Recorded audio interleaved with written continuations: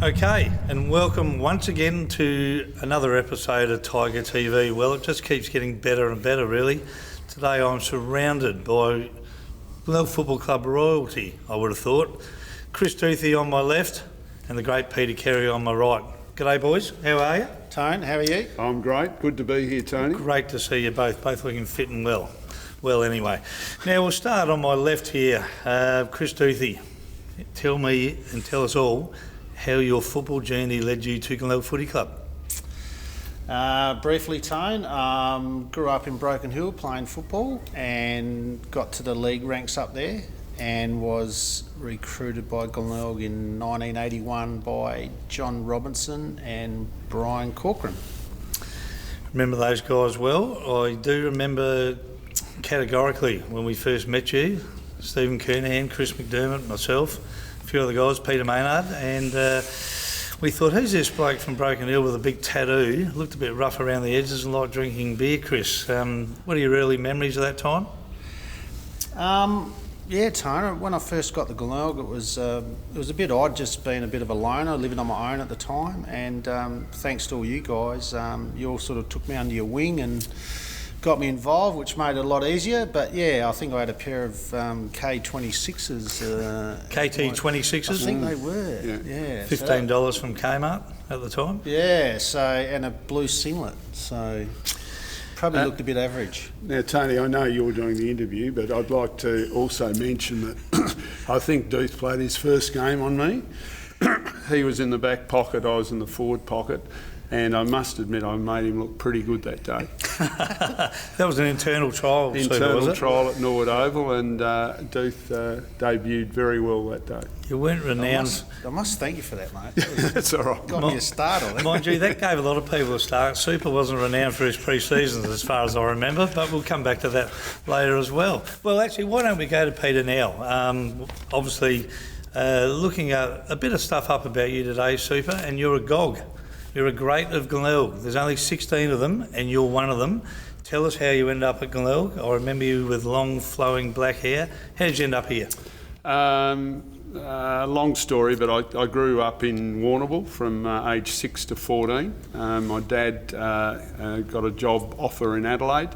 We moved to Adelaide when I was nearly 15, and he made sure he barracked for Glenelg. And he made sure I lived in the Glenelg area. I actually barracked for North Adelaide as a youngster, not strongly. I just had an uncle that lived at Gawler that barracked for North Adelaide, so I followed them. But as I said, Dad was a very staunch Glenelg supporter, and I got signed up by Errol Shepley to play in the under-17s and had to sit out of footy for 6 weeks while I was waiting for a clearance from Fitzroy.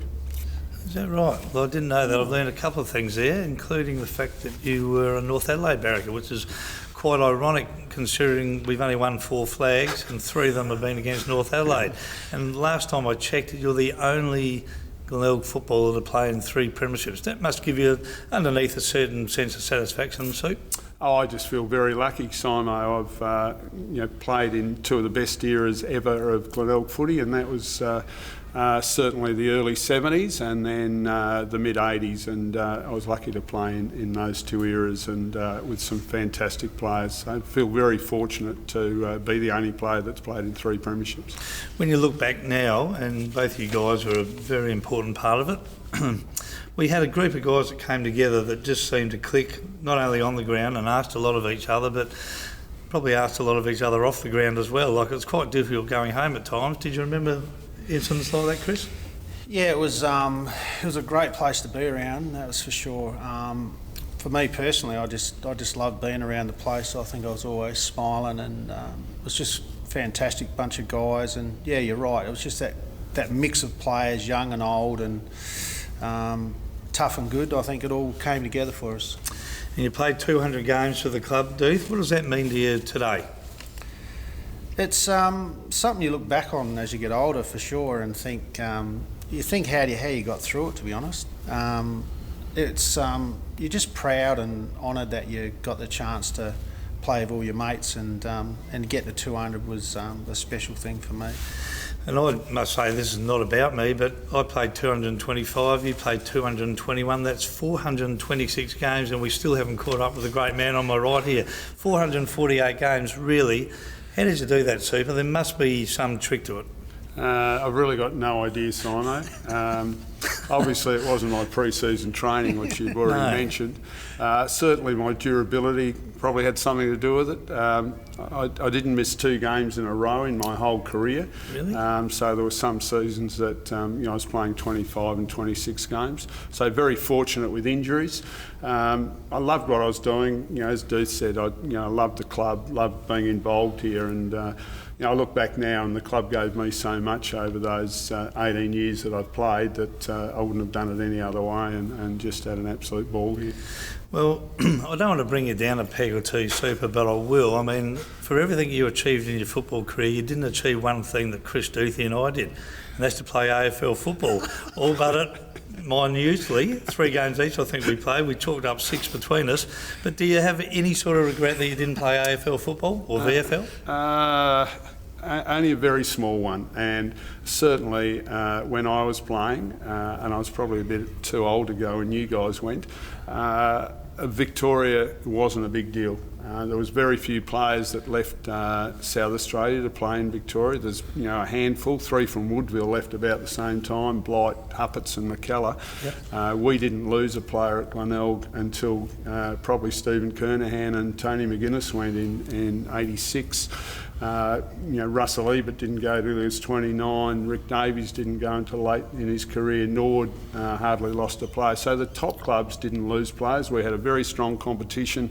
I got the opportunity to play in a number of state games against Victoria. I didn't feel that I had a lot to prove by making it in Victoria, and played for what I considered a very successful club in South Australia that looked after me very well financially. So I had no complaints. Good answer. Very expansive. Now, Chris, I'm not going to ask what the highlight is of your career, because I know you're going to say the premierships and all the rest of it, but was there a moment in one of the 2 of those grand finals where you suddenly thought, well, how good is this? I think we're home, and what did that mean to you?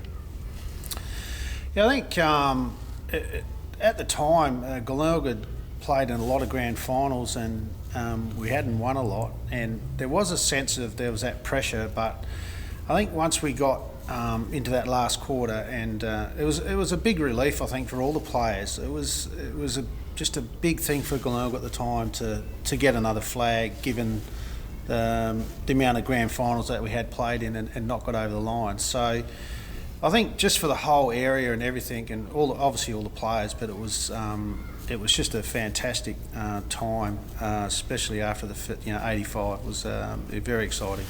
Fantastic.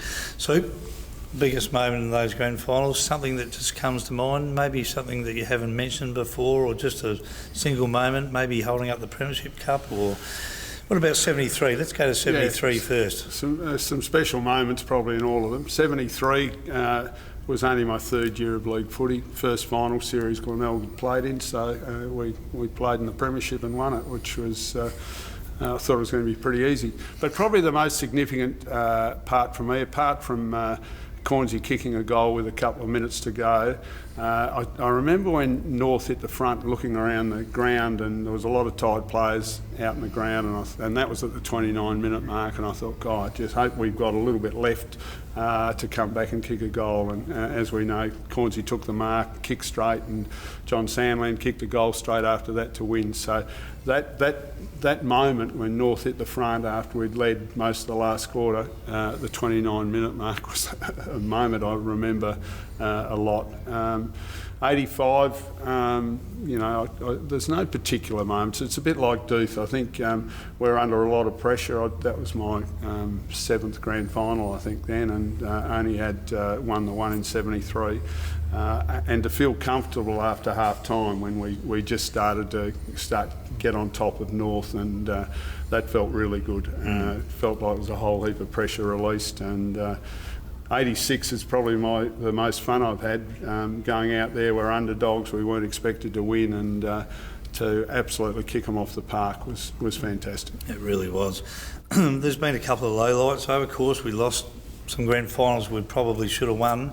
1990 comes to mind, boys. What does that do to you? I know myself personally, it's one of my few regrets in football that we didn't get up. We thought we were going to get up that day. You remember that? I wasn't playing in that one, Tony. You were gone by then? Yeah, I was gone by then. Wow. I was watching, so I've got a few moments before that. Well, that were probably pretty didn't help. No. I wouldn't have thought. I did, and I spent the weekend travelling to and from Whyalla with Neil Curley, and we were going over some of our losing grand finals. And we won 73, played in 74 at Footy Park, and Sturt kicked with a howling gale in the first quarter. They kicked 6 goals, 5 to our 1 point. Second quarter, the rain came and the wind died.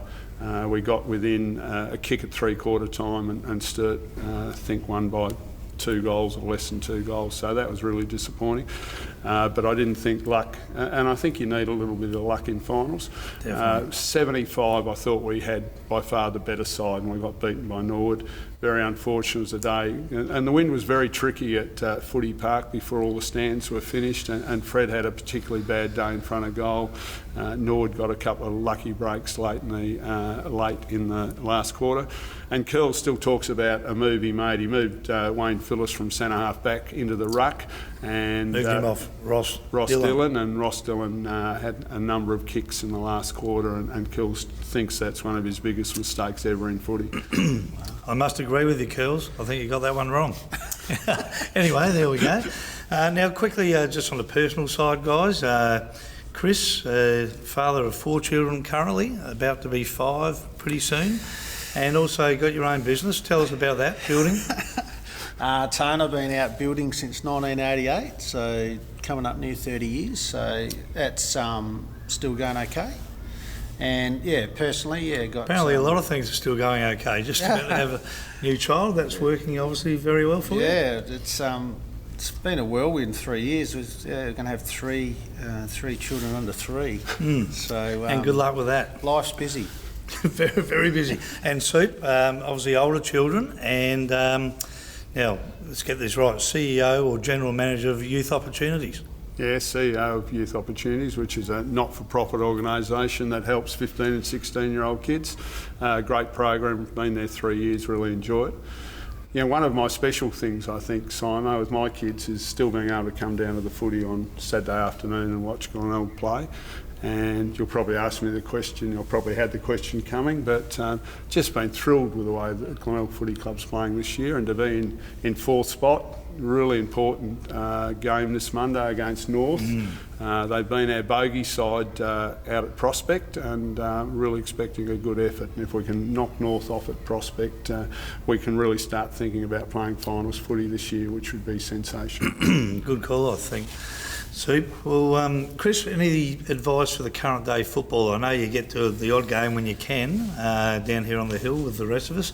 Any advice for the guys that you could think of if you had to give them a bit of a rev up this afternoon? I think they all look like they're pretty young and keen. I think if they can all get that sort of group together and really enjoy each other's company and play hard, good footy, I think you can go a long way.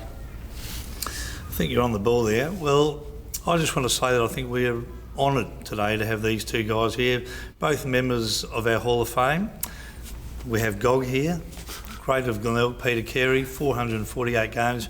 And these 2 guys are 2 of my closest mates in footy, and it's been fantastic to have you here, boys. Enjoy yourselves, and we'll see you throughout the season. Thanks, Tony. Thanks, Simo. See you, sir. See you, Cheers. Dave. Cheers. Well done, See mate. you, Soup.